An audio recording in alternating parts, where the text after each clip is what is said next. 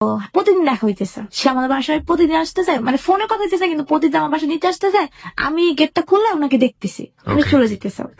তার কিছুদিন পরে আমি না মানে শুনতেছি ওই এলাকার মধ্যে জিনিসগুলো ছড়াই দিতেছে, এরে বলতেছে তারে বলতেছে, মানে আমারে দেখলে বলতো না, ওর সাথে যে দাঁড়ানো না তাকেই বলতেছে।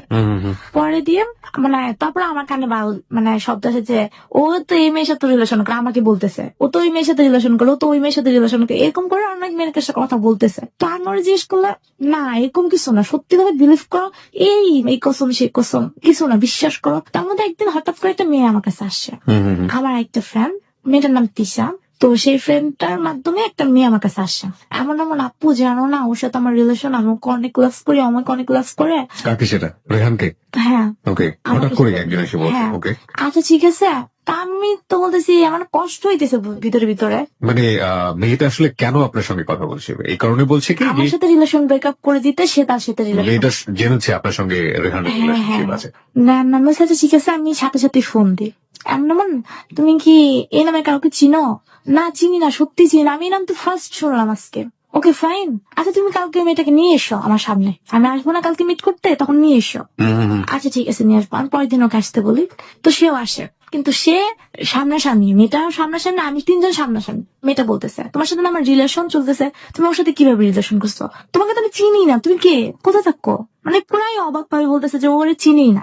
মেয়েটার এক্সপ্রেশন থেকে বোঝা দিতেছে ওর সাথে রিলেশন আছে, কারণ মেয়ে বড় কথা বলতেছে, কান্না করে। পরে আমি বলতেছে ঠিক আছে জিনিসটা ক্লোজ হয়ে যাক, আমি দেখি কি করা যায়। কে বলছে এটা? আমি। মানে আপনি এটা বুঝতে পারলেন যেটা অস্বীকার করছে আসলে ছেলেটা? আপনার কি মনে হয়েছিল সেই সময়টা? আমার মনে হচ্ছে রিলেশন আছে, কিন্তু কিছু একটা আমার কাছে লুকাইতেছে, হয় ওই মেয়েটা কিছু একটা লুকাইতেছে, নয় রেহান কিছু একটা লুকাচ্ছে। হ্যাঁ। কিছুদিন পরে আমি কন্ট্যাক্ট, মানে আমি একটু দূরে সরে যেতে চাই, তাহলে পরে আমার নিজে নিজে ভাবলাম যে আসলে কি জিনিসটা সত্যি নাকি মিথ্যা। আমি ওকে ফোন দিই কিছুদিন পরে, এমন মন সত্যি করে বলো তো তোমার সাথে কি রিলেশন? তো আচ্ছা তোমার কাছে লুকাবো না, সত্যি ওর সাথে আমার রিলেশন ছিল, কিন্তু এখন আর নেই, আগে ছিল, কিন্তু আগের জিনিসটা এখন হয়তো আমাকে লাভ করে, সেই কারণে এরকম করতেছে। এসএসসি তে পড়ুয়া একটা ছেলে এই মুহূর্তে দুটো রিলেশনশিপের কথা বললো, একটা হচ্ছে মেয়ের সাথে, একটা হচ্ছে মেয়েটার সাথে। এছাড়াও আমি শুনলাম এলাকাতে রিলেশন করে, কিন্তু ছেলেগুলো পুপো না, কান কথা শুধু, কিন্তু হাতে হাতে পুপ, এটাই তো। যাই হোক, মানে জিজ্ঞেস করলো অস্বীকার, এই একটাই কথা স্বীকার করছে। তারপরে কিছুদিন পরে আমাদের রিলেশন ভালো চলতেছে। আমি যখন মানে এই যে অক্টোবর মাসে একটা মেয়ে, সে আমার ওই যে ফ্রেন্ড তিশা তার কাজিন, তো সে আমাকে হঠাৎ করে ফোন দেয়, আপু আমি তিশার কাজিন।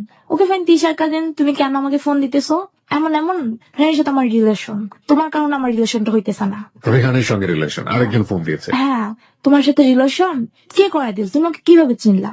আমাকে তিশা আপু চিনাই দিছে, তিশা আপু কন্ট্যাক্ট করে দিছে, এখন ওর সাথে আমার রিলেশন হয়ে গেছে, তোমার কারণে আমি রিলেশন করতে পারতেছি না।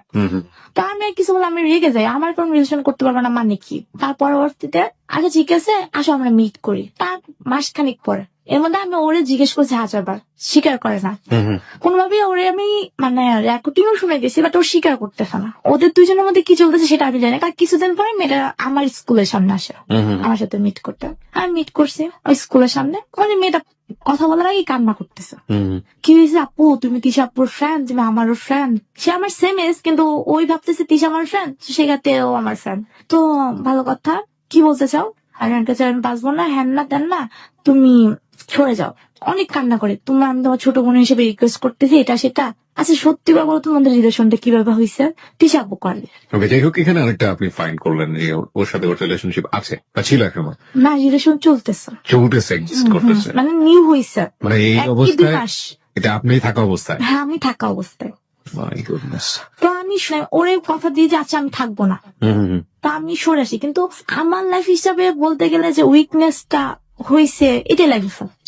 রিলেশন হোক আর আমি না মানলো হোক, সে না মানলো হোক, এই রিলেশন বলতে যে আমার লাইফের ফার্স্ট। জিনিসগুলো অনেক কষ্ট ফিল করতেছি, কিন্তু কারোর সাথে শেয়ার করতে পারতেছি না। মার সাথেও শেয়ার করতে পারতেছি না, কারোর সাথে শেয়ার করতে পারতেছি না, কিন্তু কষ্ট হইতেছে। এর মধ্যে ও এলাকাতে আসতেছে, ওই মেয়ের সাথে ঘুরতেছে, আমাকে টেলিগ্রাফ করার জন্য নাকি সে নর্মালি আসতেছে আমি জানি না। এর মধ্যে সে আমাকে আর কন্ট্যাক্ট করে না, আমি না করছি আচ্ছা ঠিক আছে তোমার সাথে কন্ট্যাক্ট করবে না, সে আমার সাথে কন্ট্যাক্ট করে না। ওকে ফ্রেন্ড, সে তার মতন রয়েছে, কিন্তু আমাকে দেখায় দেখায় সে এলাকাতে আসতেছে, ঘুরতেছে, সে ফাস্ট ফুডে বসতেছে, এগুলো আমাকে জানাইতেছে কোন এক মাধ্যমে। আমার কষ্টটা আরো বেশি বেড়ে যেতেছে। তারপর যাই, আর আমার একটা টিচার আমাকে পড়াইতো, তার সাথে আমি সবটা শেয়ার করি। তো আমি ভাবি যে সে আমার থেকে অনেক বড়, এই লাইফটা পার করে সে কোনো একটা একটা সলিউশন দিবে আমাকে, ভালো সলিউশন, যেহেতু আমার টিচার। তো আমি মানে নর্মালি বলি, সবকিছু শেয়ার করি, এমন এমন। তো সে আমাকে অনেক সাজেশন, দেখো সেটা আসলেও খারাপ, তোমার সাথে থাকা অবস্থায় এত রিলেশন করছে, আমিও শুনছি সে আরো কয়েকটা মেয়ের সাথে রিলেশন করছে। আচ্ছা ঠিক আছে, তাহলে সে আমার মাঝে মাঝে মেন্টালিটি সাপোর্ট দেওয়ার ট্রাই করতো। একটা পর্যায়ে মানে একদিন আমার মানে মনটা অনেক খারাপ, আমাকে একটা ছেলে এসে বলে, পিচ্ছি ছেলে, আপু আপু রেহার মেয়ে না, ওই যে যে তিশা বোনটা আছে না, তার সাথে রিস্কাতে করে যাইতেছে। আমার অনেক কষ্ট লাগে জিনিসটা। যে তো সেদিন আমি ফার্স্ট ওর জন্য অনেক কান্না করি, তো আমার টিচার পড়াইতে আসে, সেই রকম সময় টিচার পড়াইতে আসে। আমি টিচারের কাছে জিনিসটা শেয়ার করি, সে আমাকে বলে কি, মানে বোঝানো নাকি শান্তনা আমি জানি না, তোমার সাথে এরকম করে তুমি ওকে সাথে একটা প্রতিশোধ নিয়ে নাও। কিরকম, তার একটা ভাই আছে, তোমার যেরকম ভাবে হোক তার কন্ট্যাক্ট নাম্বারটা আমি কালেক্ট করবো, তোমাকে দিব। আচ্ছা ঠিক আছে, তো তার ভাইকে দিয়ে কি করবো? তার সাথে রিলেশন করে, তার মতো ছেলেকে রিলেশন করে তুমি ঠকাইতে পারবে না। তুমি তার ভাইটা অনেক ইনোসেন্ট, তার রিলেশন করে তুমি একটা ধাক্কা দিয়ে দাও, যেহেতু ভাই কষ্ট লাগবে। সুতরাং তার আপন ভাইয়ের সঙ্গে রিলেশন করো, তাই হ্যাঁ, তো? তার আপন ভাইয়ের সাথে রিলেশন, ছোট না বড় ছিল? বড়। বড়, ওকে। ওর সাথে রিলেশন করে তুমি ওকে একটা ধাক্কা দিয়ে দাও, ভাই তো যেহেতু ছোট ভাই কষ্ট লাগবে, যখন বড় ভাই কষ্ট পাবে কষ্ট লাগবে। এটা কে বড় সাথে আপনাকে টিচার? আমার টিচার। ওকে। ওকে ভাই তার নাম্বার কিভাবে পাবো? কেন তোমাকে কি সে ওর ভাইয়ের নাম্বার দেয় না? না, ওর ভাইয়ের নাম্বার, ওর সাথে আমার কন্ট্যাক্ট হয় না, ভাইয়ের নাম্বার কোথায় পাবো? একটা পরে সেই নাম্বারটা কালেক্ট করে তার। তো আমি ফোন দেই না, কিন্তু আমার মধ্যে একটা জিদ কাজ করতেছে ওর প্রতি। এতদিন মানে যেগুলো মানে বিন্দু বিন্দু কষ্টগুলো এখন একটা জিদ হয়ে গেছে। একটা দিনে আমি ওর ভাইকে ফোন দিই। আচ্ছা। ফোন দিয়ে তার সাথে আমার সাথে ফ্রেন্ডলি কথাবার্তা, মানে রিলেশন যে করবো সেরকম কিছু না, ফ্রেন্ডলি কথাবার্তা চলতেছে। মাঝখানে আমার এক্সাম, তার মধ্যে ভালো লাগে না, আবার ওই পেনটাও কাজ করে। তো একটা পর্যায়ে কন্ট্যাক্ট করা বন্ধ করে দিই ওই ছেলেটার সাথে। আমার মোবাইলও নাই, প্রবলেম হয় অনেক। তো নাই না, তার প্রায় 6 মাস পরে আমার টিচারটা বলে, কি ব্যাপার ওই ছেলেটার সাথে কথা হয় না? হ্যাঁ না, আমি কি পারলাম না তো, জিদটা শুধু জিদে রয়ে গেল, ওর সাথে তো রিলেশন করতে পারলাম না। মেয়েরা কি না পারে, এরকম কোনো ব্যাপার? হ্যান ত্যান। আচ্ছা ঠিক আছে, তুমি আজকে ফোন দাও। তারপরে 2013 সালের জুন মাসে নতুন করে আমি তাকে ফোন দিই, অনেকদিন পর, লং টাইম পরে ফোন দিছি, নর্মালি কথা হইতেছে, এমন এমন। এর মাঝখানে যে তার সাথে আমি কথা বলছি না। এটা কাকে ফোন দিয়েছেন, রেহানকে না রেহানের বড় ভাইকে? রেহানের বড় ভাইকে। ওই যে তার সাথে আমার রিলেশন করে তাকে একটা ঠকানোর চেষ্টা, এটা তার হলো না তখন আর। তার পরবর্তীতে মানে আমার ভিতর সেই জিদটা কাজ করতেছে, ওরে যেভাবে কষ্ট দিবই, যেভাবে হোক। তার মধ্যে এর মধ্যে আমি জানি না ওর বড় ভাইটা আসলে কোনটা, কখনো দেখিও নাই। তো জুন মাসে 28 তারিখে তার সাথে আমার ফার্স্ট মিট হয়। এ মাঝখানে কিন্তু তার আগে প্রায় তার সাথে মানে টোটালি কন্ট্যাক্ট বলতে গেলে 6-7 মাস হয়ে গেছে, তার সাথে আমার মিট করা কখনো হয়নি। তখন সে আমাকে মানে বললো, আচ্ছা ঠিক আছে, আজকে আমরা মিট করবো।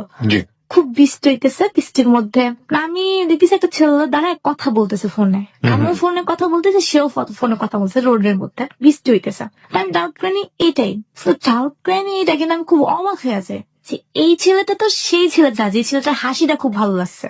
Very interesting, very interesting.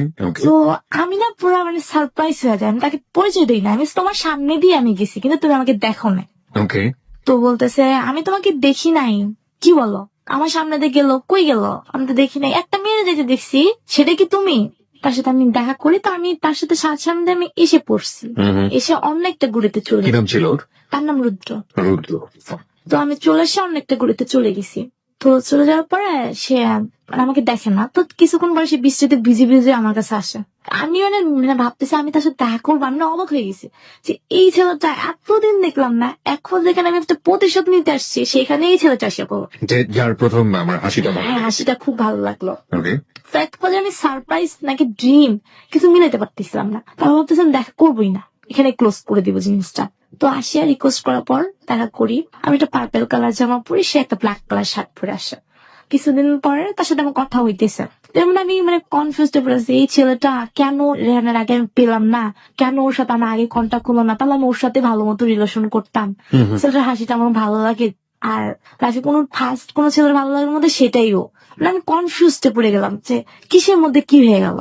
তো তার কিছুদিন পরে তার সাথে আমার কথা হইতেছে, মানে যখন একটা জিনিস ভাবতেছি পজিটিভ থেকে, তখন আবার ভাবতেছি আমার মানে কান পড়া দিতেছে, মানে যারা জানে তারা কান পড়ছে, আরে ছোট ভাই খারাপ, বড় ভাই ভালো হইব, বড় ভাইও খারাপ, তুই ছেঁকা দিতে কি হইব, তোর সাথে পোল্ট্রি নিয়ে তুই একটা পোল্ট্রি নিয়ে নে।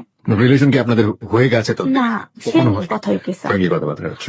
তো একটা পর্যায়ে 1 মাস পরে জুলাই 30 তারিখে আমি তাকে বলি যে এমন এমন আমার না একটা ছেলেকে মানে এর আমার মানে ডিসিশন নিয়ে ফেলছে, ফাইনাল ডিসিশন। এত শুনতে ভাবতেছি যে ছেলেটাকে ঠকাবো, সেটা তো আমার ভালো লাগা, কেন ঠকাবো ছেলেটাকে। কিন্তু আপনার তো প্ল্যান ছিল অন্যরকমের, মানে আপনি রুদ্রের সঙ্গে রিলেশনশিপ কন্টিনিউ করে আপনি রেহানকে দেখাবেন যে তোমার বড় ভাই একটা হ্যাঁ, relationship কিন্তু continue আমার করছে। ওর সাথে ওরে ঠকাইতে ইচ্ছা করতেছে না, এই কারণে তাকে আমার ওই যে ভালো লাগছে, এই কারণে আমার ঠকাইতে ইচ্ছা, মানে মাইন্ডটা সেটেল করতে পারতেছি না। মানে কি এটা কি ঠকাইতে ইচ্ছে করছে না এই অর্থে যে আপনি তার সাথে প্রেমই করবেন না, নাকি প্রেমে পড়ে প্রেমই গিয়েছে? করবো না, প্রেমই করবেন তাকে ওকে ঠকাবোই না। ওকে ওকে ওকে পয়েন্ট। তো একটা পর্যায়ে মাইন্ডটা ডিসিশন করো না, তাকে ঠকাবই, জুলাই 27 তারিখে। ঠকাবই হ্যাঁ ঠকাবই, তো মানে প্রেম করবই, হ্যাঁ প্রেম করবোই, তারপর চাকা দিব। সেই অর্থে সো কল যে প্রেম মানে আলটিমেটলি ভনিতা করা। তো আমি তাকে মানে ডিটেলস বলতেছি, আর জানো আমাকে একটা মানে ওর সাথে আমি ফ্রেন্ডলি কথা বলতাম, একবার খুব ফ্রেন্ড। আমার যে ছেলেকে খুব ভালো লাগে, আমি আজকে তাকে প্রপোজাল করবো। কিভাবে করা যায় বলো তো, তোমার স্পেস থেকে বলো, তুমি কি কোনো মেয়ের সাথে রিলেশন করো না, আমাকে একটু অভিজ্ঞতা বলো। ফাইজলামি করতাম আর কি। তো সেও ফাইজলামি ফানি ভাবে নিতে জিনিসগুলা। তো জুলাই 30 তারিখ রোজা চলতেছে, ইফতারের পর আমি ওকে ফোন দিছি, ছেলেটাকে আজকে প্রপোজ করবো। তো এগুলো বলি, তো সে মানে কষ্ট পাইতেছে নাকি ফাইজলামি থেকে বলতেছে আমি জানি না। মাত্র তো কয়েকদিন যাবত ফ্রেন্ডশিপ হলো, কেমন এখন প্রপোজাল করবো, কয়েকদিন পরে তাকে হাসতে দেবো না, আজকে প্রপোজাল করতে হবে, আজ প্রপোজ করবো, আজকে ওর সাথে রিলেশনের যা হবে হবে। আর তোমাকে আমি কনফারেন্সে রেখে ওকে প্রপোজ করবো। কাকে কনফারেন্সে রাখবেন? ওই যে রুদ্রকে। রুদ্রকে কনফারেন্সে রেখে মানে আপনি ওখানে জাস্ট ডিসকাস করছেন, আলোচনা করছেন ওর মেন্টালিটিটা কি এটা জানার জন্য, হ্যাঁ যে আপনাকে আদৌ ফিল করে কিনা। হ্যাঁ। ওকে, তখন আপনি কোন ক্লাসে পড়েন? তখন আমি 9 পড়ি। ক্লাস 9 পড়েন, একটু বড় হয়েছেন 7 এর চাইতে। হ্যাঁ। ওকে দেন সে আমাকে বলতেছে, তো আমি একটা পর্যায়ে বলি কি মানে কথা বলতেছি, ফাইজলামি করতেছি, এর মধ্যে বলতেছে কেন আমাকে কনফারেন্সে রাখবা, কেন তুমি এইভাবে বলো, ফোনে বলো, তুমি আমার ফোনটাকে এটা ফোনে বলো। তো আমি বলতেছি, হঠাৎ করে আমি বলি কি ডু ইউ লাভ মি, তো সে কিছু বলে না। ওকে প্রিয় শ্রোতা, আমরা এই জায়গাটায় ছোট্ট একটা বিরতি নিতে চাই। যে রুদ্রকে নিয়ে ও কথা বলছিল, সে রুদ্র আমাদের সঙ্গে স্টুডিওতে আছে এবং রুদ্র যে কোনো সময় আমাদের এই অনুষ্ঠানে গল্পের স্বার্থে যোগ দেবে। সে স্টুডিওতে স্ট্যান্ড বাই। আর গল্প শুরু হয়েছে মাত্র, কিন্তু এটা শেষ কথায় ইভেন্ট ইউ ক্যান্ট ইমাজিন, আপনি কল্পনাও করতে পারবেন না। মাত্র 4 মিনিটের ছোট্ট একটা বিরতি নেব। আপনারা সবাই শুনছেন close up presence hello 8920 ABC radio FM 89.2 এ। আর আজকে এদেরকে দেখার জন্য এবং একই সাথে যারা এদের সাথে পার্সোনালি কন্ট্যাক্ট করতে চান, পুরোনো অনুষ্ঠান যেগুলো হয়ে গেছে 8920 সেগুলো ডাউনলোড করতে চান এবং যারা স্টোরি বলতে চান এখানে এসে, তারা আমার সঙ্গে যোগাযোগ করতে পারেন আমার ফেসবুকের মাধ্যমে। আমি সরাসরি নিজে ওখানে রিপ্লাই দিয়ে নিজে যোগাযোগ করি। আমার ফেসবুকের ঠিকানা হচ্ছে www.facebook.com/hello8920। আর একবার বলছি www.facebook.com/HELLO8920। ওখানে গিয়ে লাইক দিবেন এবং লাইক দেওয়ার সঙ্গে সঙ্গে আপনি হ্যালো 8920 সহ আমার যে আরো অনুষ্ঠানগুলো আছে সেগুলোরও মেম্বার হয়ে যাবেন। এছাড়াও আপনারা কানেক্টেড থাকতে পারেন এবিসি রেডিওর ফেসবুক ভেরিফাইড পেজে, যে পেজটি বাংলাদেশের রেডিও এরিনার এখন সবচাইতে কি বলা যেতে পারে popular page, number 1 Facebook page radio এরিনার, যেখানে আমরা কিছুদিন আগে 30 লাখের উপরে আমাদের মেম্বার রয়েছে। বাই দ্য ওয়ে, আমরা ফিরে আসতে চাই মাত্র সময় রাত একটা। প্রিয় শ্রোতা, আরো একবার স্বাগত জানাচ্ছি ক্লোজ আপ প্রেজেন্স 8920 তে। আমি আরজি কিপিয়া রয়েছে আপনার সঙ্গে এবং আপনারা শুনছেন এবিসি রেডিও এফএম 89.2। মেঘলার কাছে আমি আবারও ফিরছি। যারা আমার পেজটিতে রয়েছেন, যারা অলরেডি জানেন যে এখানে আপনারা যদি স্ট্যাটাসটাতে কমেন্টস করেন, সেগুলো আমরা অনুষ্ঠানের শেষে গিয়ে পড়বো। আমাদের ফেসবুকের ঠিকানা www.facebook.com/hello8920। আরো একবার বলছি www.facebook.com/HELLO8920। প্লিজ ওখানে গেলে লাইক দিতে ভুল করবেন না। হ্যাঁ মেঘলা, যেখানটাতে ছিলাম আমরা ধরা খেয়ে গেলাম, তারপর তো আমার তো হাত পা পুরো মিনিটের মধ্যে ঠান্ডা হয়ে গেছে, ঠান্ডা করে দিতেছে, এখন কি করবো। তো নর্মালি আম্মু। রুদ্র ওই মুহূর্তে কেমন লাগছিল যখন আপনার মানে অভিভাবকের সামনে পড়ে গিয়েছেন, কি করছিলেন আপনি? মানে আমার লাইফে মনে হয় যে মানে জীবনে মানে আমি এরকম ভয় পাইনি আর কখনো। মানে আমার এতটা ভয় লাগছে, মানে আমি কি টোটালি করছিল ভদ্রমহিলা সে সময়, কি করছিল? জাস্ট দাঁড়িয়ে আমার দিকে তাকিয়েছিল, কোনো কিছু বলেনি আমাকে। আমি আতঙ্কিত হয়েছিলাম, আমিও মানে আমারও মনে হচ্ছিল এরকম যে আমার পা জমে গেছে, আমি হাঁটতে পারবো না, মানে ওখানেই দাঁড়িয়ে। ওকে, তো আমি ওরে কোথায় দিব, এখনো গেট খুলে নাই, কোথায় পাঠাবো, আমি রেজিস্ট্রেশনের মধ্যে পড়ে গেলাম। আম্মু বলো ওকে বাসাতে বের করো, তারপরে হিসাব তোমার সাথে করতেছি। তো আমি ওরে বের করে বলি তুমি ছাদে চলে যাও। এর মধ্যে আম্মু আমাকে তো এত রাত ও কেন বাসা, আমাকে তো মানে উনি নেগেটিভ জিনিস, মানে আমাদের মধ্যে পজিটিভই ছিল, কিন্তু তখন আমার মাথার মধ্যে জিনিসটা আসে আসলো তো এত রাতে আমার বাসায়, জিনিসটা তো যে কোনো শুনে নেগেটিভ নিয়ে নিবে। তো আমি বলে ও কেন বাসায়, আমি এর মধ্যে কান্না করতেছি, কথা বলতে পারতেছি না। আম্মু 100টা কোশ্চেন করছে, আমি একটা কথা অ্যান্সার দিতে পারতেছি না। তো ওরে আবার বলে যে ছাদের থেকে কেউ দেখে ফেললে আমাদের মানে যাবে মেয়ে। আম্মু ওরে ঘরে আনে বসায়, তো বসে সকালবেলা বের করে দেই নর্মালি। তো আম্মু জিনিসটা নিয়ে অনেক বেশি মানে ডিপলি চলে গেল জিনিসটা। আম্মু হচ্ছে কত কিছু, তো একটা পর্যায়ে আম্মুর সাথে তো শেয়ার করলাম। তো আমার সেদিন সারা রাত কান্না করতে করতেই গেছে। তো ওরে বললাম, ও আচ্ছা ঠিক আছে জিনিসটা আমি দেখতেছি। ও আম্মুর সাথে কথা বলে, আম্মু বলে কি আচ্ছা এমন চলে গেছে, আম্মুর কমিটমেন্ট ছিল তোমরা বিয়ে করে ফেলো। সঙ্গে সঙ্গে না মানে ভাব গতিতে বুঝাইতেছিল। ওকে ওকে ওকে। আমি জানি না ওরে বলছে, ওরে কি বলছে তা ভাব কি গতি। বলেছিল আপনাকে? আমাকে বলছিল যে ওকে বিয়ে করে নিতে, যদি আমি সত্যিকারই ওরে লাভ করে থাকি, আর ও যদি আমাকে সত্যিকার লাভ করে থাকে এটা তাহলে কবে বলেছিল? ওই ঘটনার পর, ওই সময় এই বলেছিল? ঘটনার পর থেকে। ওকে ফাইন, বলুন তারপর। তো আমার মধ্যে তো কাজ করতেছে, কষ্টটা কাজ করতেছে, আম্মু কষ্টটা কাজ করতেছে, আমার মধ্যে কাজ করতেছে। ওরে বিয়ে করে ফেললে সে কেউ কখনো মেনে নেবে না। তো একটা পর্যায়ে আম্মু জিনিসটা বেশি মানে একদিন দুদিনের মধ্যে কথা, পরের দিন সন্ধ্যাবেলায় ও নর্মাল না আমার বাসায় আমাকে পড়াইতে আসছে, আমার আসবে না, আসছে। আমি খুব কান্না করছি, আম্মু আমাকে অনেক বকা দিছে, এই কাজটা কিভাবে করলা, কি হলো না হলো। তো আমি খুব কান্না করতেছি। তো রুদ্র আসছে, তো ও কখনো ফার্স্ট টাইম থেকে কখনো আমার চোখের পানি সহ্য করতে পারতো না, ও কান্না করতেছে। ও বলতেছে আচ্ছা ঠিক আছে দেখি আমরা কিছু একটা করবো। তো তার কিছুদিন পরে, যেটা জানুয়ারি মাসের কথা, তো তার কিছুদিন পরে ফেব্রুয়ারি 14 ফেব্রুয়ারি আমরা নর্মালি ঘুরতে গেছি। এর মধ্যে আমার জানো না আমরা বিয়ে করে ফেলবো এরকম কিছু একটা। তো নর্মালি সেটা ফানের মধ্যেই ছিল, বিয়ে আর হয় নাই। তো পরবর্তীতে ওই ঝামেলাটা আবার উঠে আসে। আম্মু বলতে যে তোমার ফ্যামিলি মেম্বারকে জানো, আমরা ফ্যামিলি কথা হবে বিয়ে দিয়ে। কিন্তু ওর পক্ষে তো ফ্যামিলি মেম্বার জানানো তো ইম্পসিবল, বিয়ে করবো এটা বলা তো ইম্পসিবল। আমি জিনিসটা বুঝতেছি কিন্তু আম্মু তো জায়গাটা বুঝতেছে না। কষ্ট লাগে এটা আমাদের ফ্যামিলি মেম্বার, এই ঝামেলাটার পর ফ্যামিলিতে আর ঝামেলা চলতেছে। তো আম্মু 14 তারিখের পরে প্রায় মানে সন্দেহ করতো আমরা কি বিয়ে করছি নাকি, আসলে কি বিয়ে। আমি ফান করে বলতাম কি আমি যদি ভালোবাসা দিবসের দিন বিয়ে করবো, কিন্তু আসলে আমরা বিয়ে করি। তো একটা পর্যায়ে ও নাকি আম্মুকে বলে দিছে যে আমরা 14 তারিখে বিয়ে করে ফেলছি। ও আমাকে বলছে, আগে বলার আগে আমাকে বলছে আচ্ছা ঠিক আছে আমরা এখন বলি জিনিসটা ঠান্ডা হোক, অনেক ঝামেলা চলতেছে বাসার মধ্যে, ওকে বলি জিনিসটা ঠান্ডা হোক তারপর আমরা এই কয়েকদিন মধ্যে বা পরে একটা করে নেবো। আচ্ছা আমাকে বলে ফেলছে আমরা বিয়ে করে ফেলছি। ভালো কথা, কোথায় বিয়ে করছো? আমরা মানে নর্মালি বলতে গেলে বানায় চানা একটা বললাম যে আমরা সুন্নতি বিয়ে করি। না আমার মধ্যে কাজ করতেছে যে যাকে এটা বলে ফেলি, আস্তে আস্তে ওর কাছ থেকে আমি এখন মানে কি করবো তখন বুঝতেছিলাম না। তো তখন মোটামুটি বিলিভ করে পরে আমার মাথার মধ্যে জিনিসটা কাজ করতেছে সুন্নতি বিয়ে কিভাবে করে, কাবিন নামার নাই কিছু নাই, কিভাবে বিয়ে করবো। ওকে তো একটা পর্যায়ে আম্মু কি করলো, ওরে একদিন আমাদের মধ্যে ঝামেলা চলতেছে অনেক। তো আমার বাসায় আসছে, নর্মালি পড়াইতে আসছে।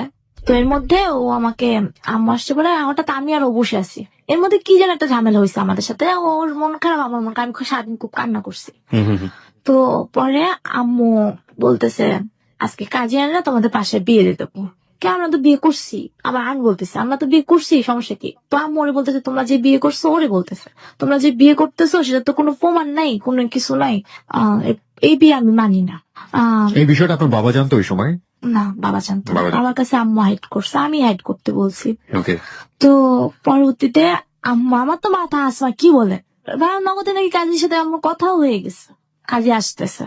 তা আমার তো আকাশ জমি সব, এটাও তো ফল্ট ছিল। আমার প্ল্যান ছিল তো বিয়ে করবো না ওরে, কারণ এটা কখনো মেনে নেবে না। ওর লাইফটাও শেষ, আমার লাইফটাও শেষ। ও কখনো পারবে না, ওর মাকে ও অনেক লাভ করে।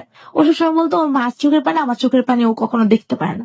এখন আমাকে জিনিসটা কনসিডার করতে হবে, কারণ ওর মা তো মা তো কনসিডার করতে পারবে না। তো আমি যেতাম যে ওটা যখন চলে গেছে একটা কোন একটা পর্যায়ে জিনিসটা কাটাই নিব।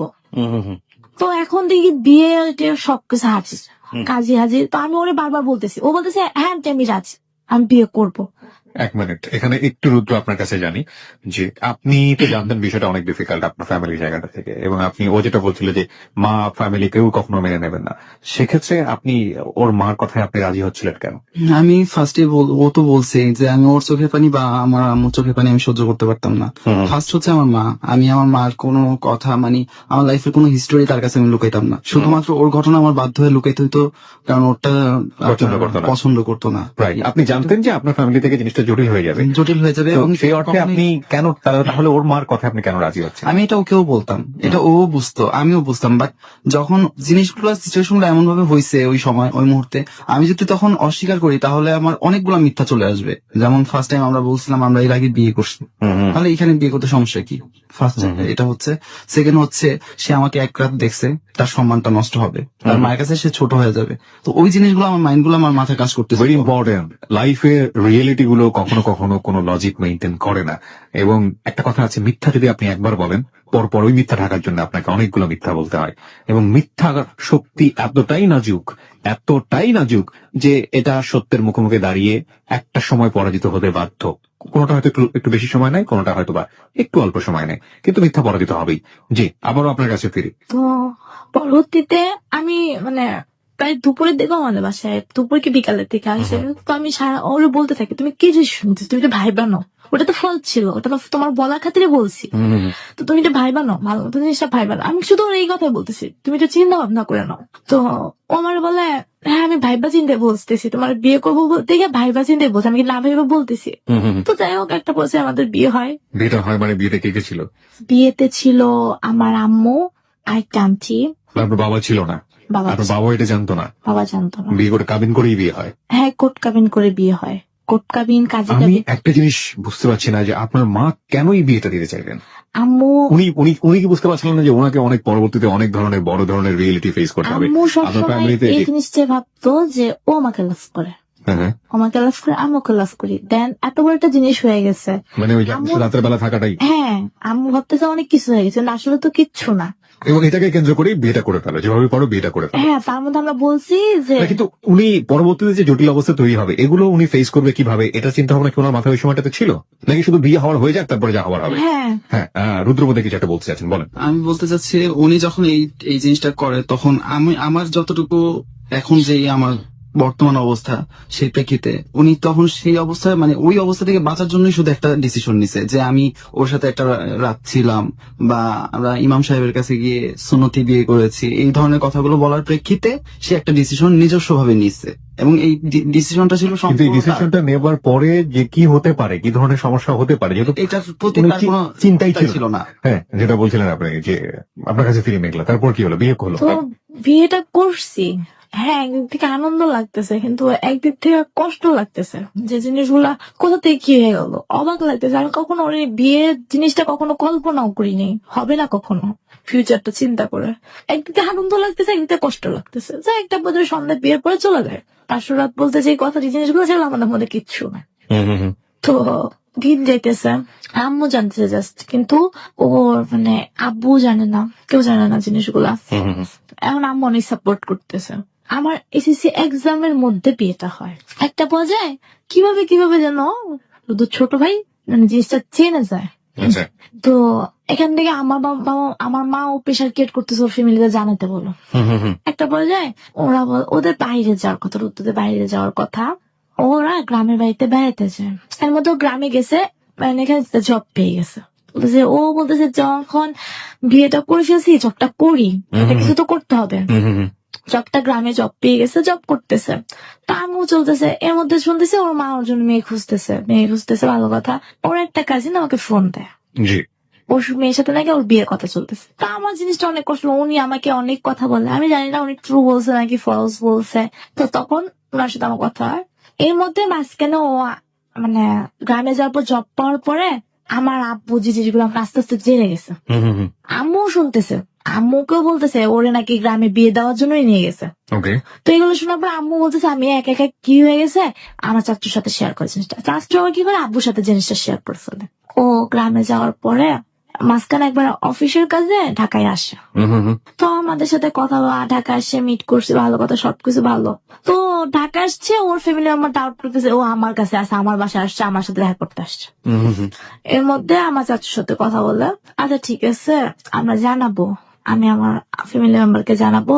তো গ্রামে ফিরে যাবো না, আমার চাচুর সাথে এই কমেন্ট পেনতে চলে গেছে। জি, না আমি তো বুঝতেছি ওরে বলতে গেলে, ও ফ্যামিলি মেম্বার বলতে গেলে কতটা কষ্ট পাইতে হবে, আর কতটা আরো যে কত প্রবলেম সৃষ্টি হবে সেটা আমি বুঝতেছি।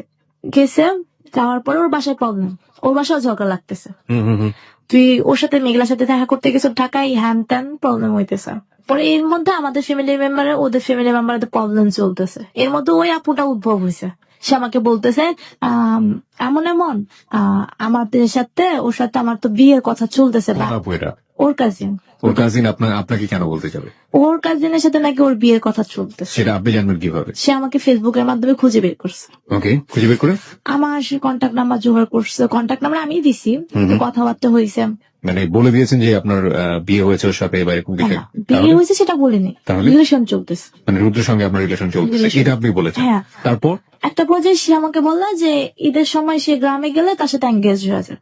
তো তখন আমি সত্যটা বলে দিই, আপু আমাদের সাথে তো বিয়ে হয়ে গেছে। তো তখন তো বলে কি বিয়ে হয়ে গেছে। দাঁড়ান, এইসব জিনিসগুলো তো সিদ্ধান্ত নেওয়ার আগে বা আপনাকে বলার আগে, কাউকে নক করার আগে আপনার রুদ্রের সাথে কনসাল্ট করা উচিত ছিল। আপনি হ্যাঁ, এটা জানিয়েছেন? রুদ্রর সাথে কনসাল্ট করার দরকার ছিল, কিন্তু সে আমাকে কথা বলার আগে আমাকে প্রমিস করে নিতে যে আমি যেন রুদ্রকে কোনো বিষয় না জানাই। এটা খুবই ফানি একটা বিষয় হলো, যে মেয়েটাকে আপনি চিনেন না, যার সঙ্গে রুদ্র বিয়ে হতে না না না, আমি ওকে জিজ্ঞেস করছি তোমার কাজিন এটা? হ্যাঁ আমার cousin. It is not really big matter. See, আপনাদের এইজটা যেখানে, সেই জায়গাটা থেকে ভুল করাটা স্বাভাবিক, বাট রিয়েলিটি বা ঘটনাটা আসলে এরকমই হওয়া ছিল সেই মোমেন্টে আপনার ফ্যামিলি এবং রুদ্র, তাই না? এটাই হচ্ছে সবচেয়ে প্রায়োরিটি পাওয়া মানুষগুলো, তাই না? সো আপনি কি মেয়েটাকে যখন বলছেন যে রুদ্রের সঙ্গে আপনার বিয়ে হয়ে গেছে, সেটা কি আপনি রুদ্রকে জানিয়েছেন সেই মুহূর্তে যে আপনি মেয়েটাকে জানাবেন রুদ্রের সঙ্গে তোমার সঙ্গে আমার বিয়ে হয়ে গেছে? জানিয়েছেন? না, না। জানাননি? জানেনি। মানে রুদ্র জানে না যে আপনি মেয়েটাকে এটা জানিয়েছেন। ফাইন, তারপর? তো পরবর্তীতে সে বলে আচ্ছা ঠিক আছে বিয়ে হয়েছে, তাহলে সে তার মত ঘুরেন যে আচ্ছা ঠিক আছে আমার ফ্যামিলি মেম্বার দিলে তো আমি করবো না, তাহলে তো হয়েছে। তো সে আমাকে সাজেশন দেয় তুমি বিয়ে করে ফেলছো, ওর ফ্যামিলিতে জানানোর জন্য ট্রাই করো, কারণ আমি যতটুকু শুনছি ওর ফ্যামিলিতে ওর জন্য ওর দুই ভাইয়ের জন্য মেয়ে দেখতেছে। তা সে আমাকে নর্মালি ভালো সাজেশন দিই সব সময়। তো একটা পর্যায়ে ঈদের ঠিক একদিন পর, ঈদের পরের দিন সে মেয়ে আমাকে ফোন দেয়। মানে সে আমাকে আমার মেন্টালিটি এমন হয়ে যায়, বাসার থেকেও প্রেশার করতেছে ও বিয়ে করে ফেলতেছে, ও বিয়ে করে ফেলবে, এটা করবে সেটা করবে, এত প্রেশার ক্রিয়েট করতেছে। তার মধ্যে ও ঈদের সময় আমার সাথে দেখাও করতে আসে নাই, তো মাঝখানে অনেক গ্যাপে আমার সাথে দেখা করতে আসে, ঢাকা আসে না, গ্রামে রয়েছে। ওই আপু আবার ফোন দিছে, এমন আমার শুনলাম ও নাকি ওর গ্রামে কোন মেয়ের সাথে কথাবার্তা চলতেছে, দেখতেছে। আমি গেলাম তুমি একটু কেয়ারফুল হও, জিনিসগুলো ভাবে নিও না। ঠিক বুঝলাম না, ওই মেয়েটার সঙ্গেই তো দেখা সাক্ষাৎ, ওই মেয়েটার সঙ্গে এঙ্গেজমেন্ট হওয়ার কথা, তো ওই মেয়েটা আবার আরেক মেয়ে সম্পর্কে খবর দিচ্ছে। সে আমাকে বলছে যে সে নাকি তার মা বাবাকে জানাই ফেলছে জিনিসটা, Okay? জানাই ফেলছে আমার সাথে। আপনি চাইলে পার্টিসিপেট করতে পারেন, কোনো সমস্যা নেই। এগুলো সম্পূর্ণ ফলস। এগুলো সম্পূর্ণ ফলস। এগুলো সম্পূর্ণ ফলস, এবং আমি চাইতাম না ও আমার ওই কাজিনটার সাথে কথা বলুক। ওকে। আমার মামাতো বোন আর আমার ছোট খালা, তো ওরা পাশাপাশি বাসা। তো আমার ছোট খালা আমাকে ঠিক সন্তানের মতোই দেখে, তারা নিজের সন্তানের মতোই দেখে। তো সে খুব মজা করে দুষ্টামি করে ফান করে মাঝে মধ্যে বলতো, বাট এইটা নিয়ে কোনো সিরিয়াস ম্যাটার ছিল না আমাদের মাঝে। মানে ওই এঙ্গেজমেন্ট হবে, খালাতো বোনটাই আছে, আচ্ছা, okay. মামাতো বোন এঙ্গেজমেন্ট হবে, এই ধরনের কোনো কমিটমেন্ট ছিল না। Okay. ইভেন ওর ইমিডিয়েট যে বড় বোন ছিল হ্যাঁ। আমার মামাতো বোনের, ও আবার আমার হচ্ছে খুব ক্লোজ ফ্রেন্ড। ওকে। আমি ওদের গ্রামে যাওয়া মানে হচ্ছে ওর সাথে টাইম পাস করা। তো ওই সূত্রে আমার ওই মামতো বোনের সাথে আমার ফ্রেন্ডের ছোট বোন, তো ওই হিসাবে আমার সাথে মোটামুটি ক্লোজ হয়। বাট তার মানে এই না যে আমাদের সাথে কোনো ধরনের কমিটমেন্ট ছিল বা এই ধরনের কোনো কিছু ছিল, কোনো কিছুই ছিল না। এই ঘটনাটা অনেকেই জানে না, আমি একটু পার্টিসিপেট করি। সেটা হচ্ছে আমার মা ওখানে আমাকে বিয়ে দিতে চায়নি। হ্যাঁ। আমাদের মূলত যাওয়া হচ্ছে, আমার মা ইউএসএ তে চলে যাবে, আমার বাবা আমেরিকাতে থাকে, সেখানে চলে যাবে, ওনারা সিটিজেন ওখানে, আমার বোন বাবা ওখানে, তো আমার ফুল ফ্যামিলি চলে যাবে। হয়তো আমারও যাওয়া হতো, সামহাও আমার যাওয়া হয়নি, সেটার ম্যাটারও না, আসবে। ঠিক আছে, ফাইন। আমি একটা জিনিস একটু বলি, সেটা হচ্ছে যে ঠিক আছে, আমি বারবারই বলি, হ্যালো 920 তে প্রিয় শ্রোতা, যখন একটা মানুষ তার জীবনের গল্প বলেন, লাইক আমি কি বিয়াও যদি বলা শুরু করি, তাহলে আমি এখানে অ্যাক্টিভ ভয়েস, আমি যাদের সম্পর্কে বলবো, যার সম্পর্কে বলবো, অনেক কিছু সত্য মিথ্যা মিলিয়ে আমার নিজের একটা সত্য দাঁড় হয়। কিন্তু যে মানুষটাকে নিয়ে বলছি সে থাকলে পাশাপাশি এখানে বাদানুবাদ হওয়ার একটা সুযোগ থাকে, যেটা আজকে হ্যালো 920 হচ্ছে, হুইচ ইজ রিয়েলি গুড। আমি জাস্ট দুটো জিনিস, আপনাদের স্টোরিটা আমার দরকার নেই, আমি শুধু দুটো জিনিসের ব্যাপারে স্টিক হতে চাই।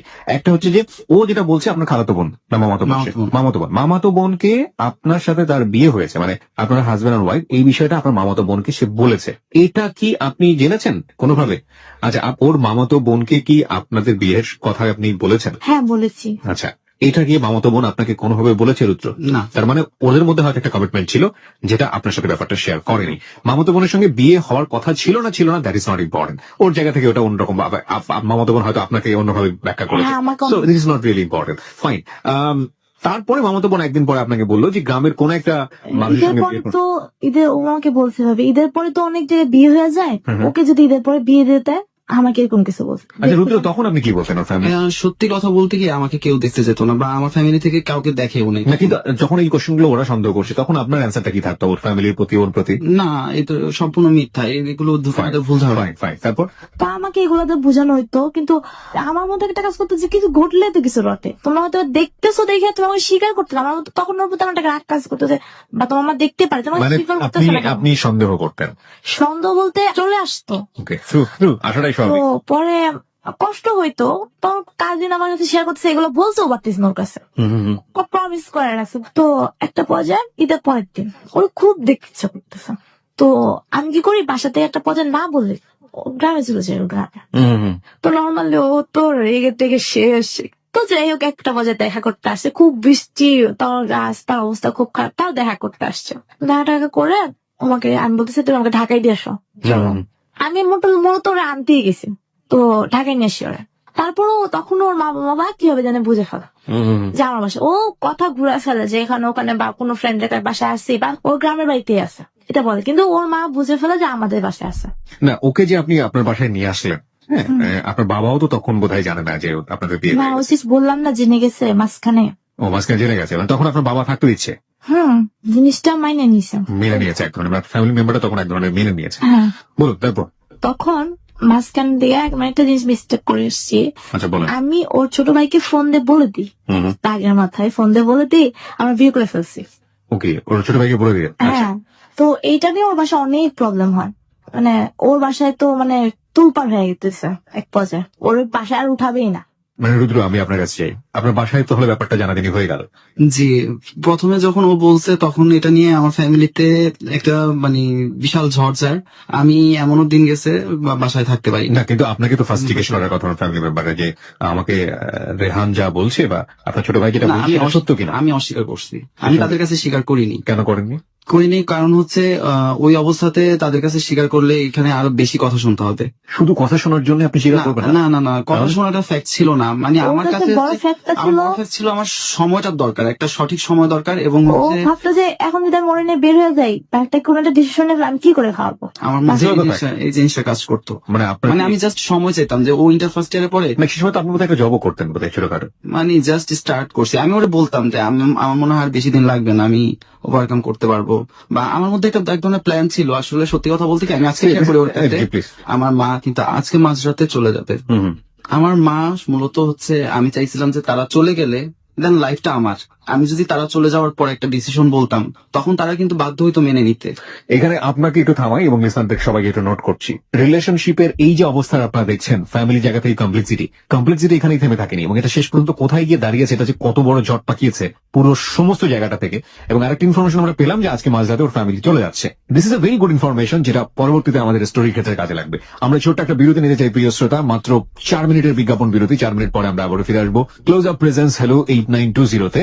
আপনারা যদি এদেরকে দেখতে চান চলে আসতে পারেন আমাদের ফেসবুক পেজে। আমাদের ফেসবুকের ঠিকানা www.facebook.com/hello8920। আরো একবার বলছি www.facebook.com/hello8920। ফিরে আসছি মাত্র 4 মিনিট পর। 4 মিনিট পর আরো একবার ওয়েলকাম করছি প্রিয় শ্রোতা, আপনারা সবাই শুনছেন close up presence hello 8920 ABC radio FM 89.2 এ। আমি আরজি কিবরিয়া রয়েছে আপনার সঙ্গে এবং আজকে এখানে রুদ্র ও মেঘলা রয়েছে তাদের জীবনের গল্প নিয়ে। মেঘলার কাছে আমি আবারও ফিরছি, যারা স্টোরি বলতে চান তাদের মতো আপনারা আমাদের সঙ্গে যোগাযোগ করবেন। আমাদের ফোন নাম্বারটি হচ্ছে 0961389282।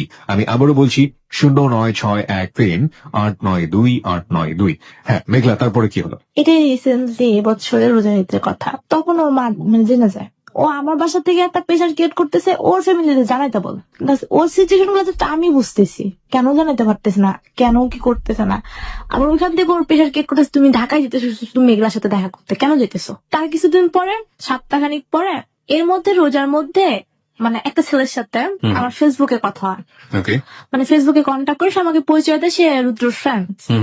ওকে আমি নর্মালি তার কাছে জিনিসগুলা মেটার গুলা শেয়ার করি। জি।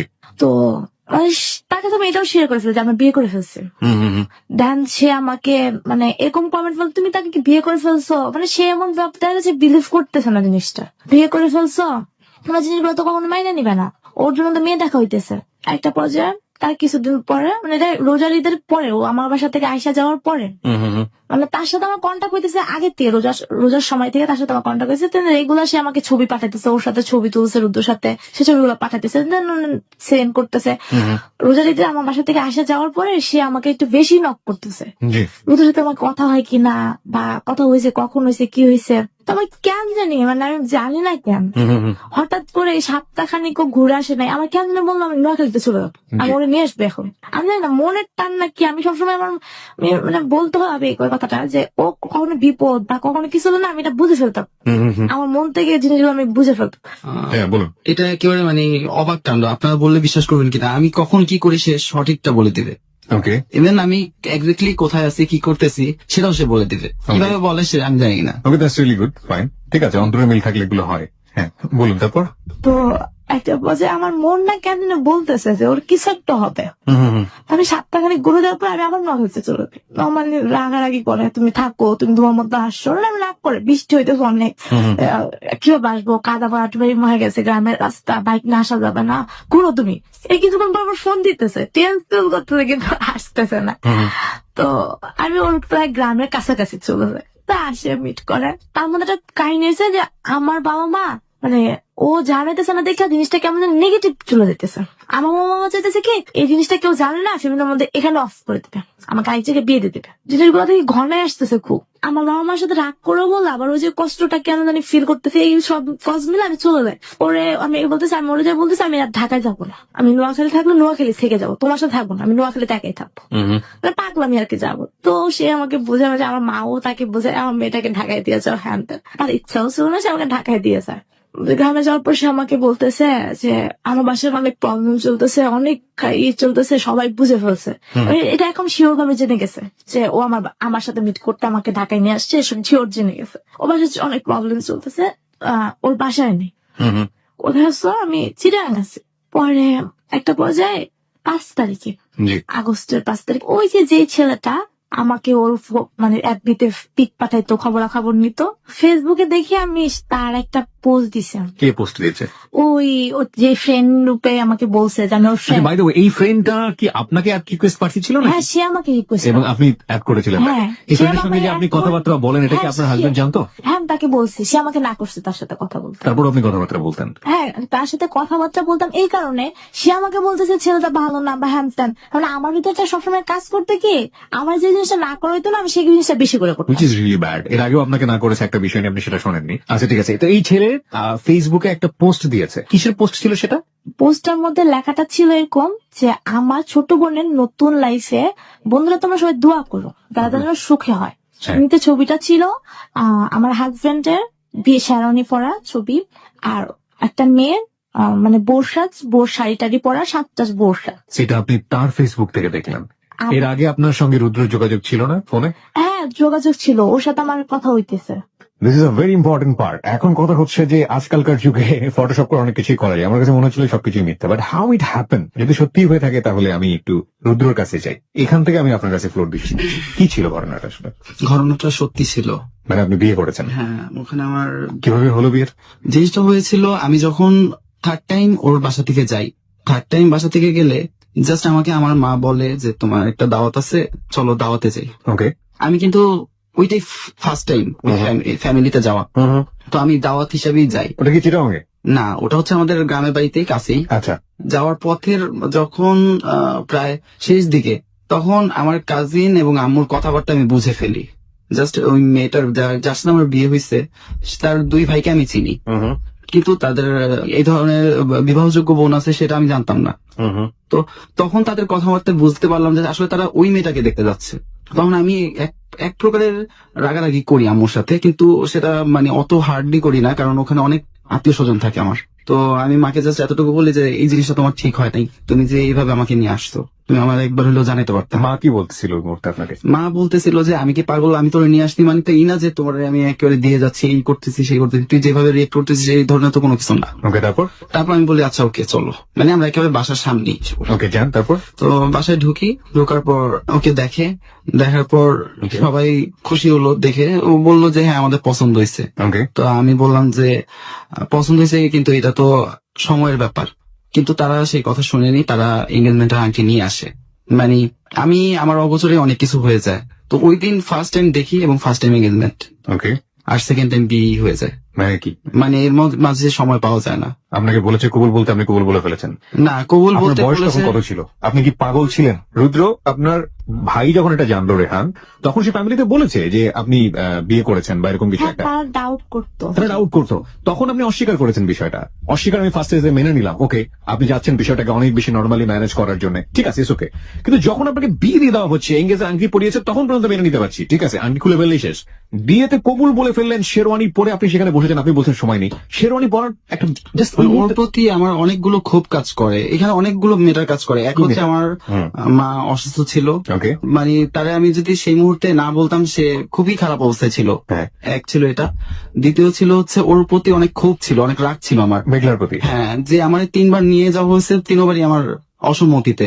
মানে আমি কোথায় নিয়ে গেছে? আপনার ফ্যামিলিতে নিয়ে গেছে? মানে না, ওদের মানে ফ্যামিলিতে? আমাদের গ্রাম থেকে ঢাকা নিয়ে আসা, যেটা কে আপনাকে ধরে বেঁধে নিয়ে এসছে? না ধরে বেঁধে নিয়ে আসে না। ও আসলে আমি নিয়ে যাব, এটা সহজ ব্যাপার। ও আসলে আমি তাকে দিয়ে আসতে হবে, কারণ আমাদের পথটা হচ্ছে অনেক বড়।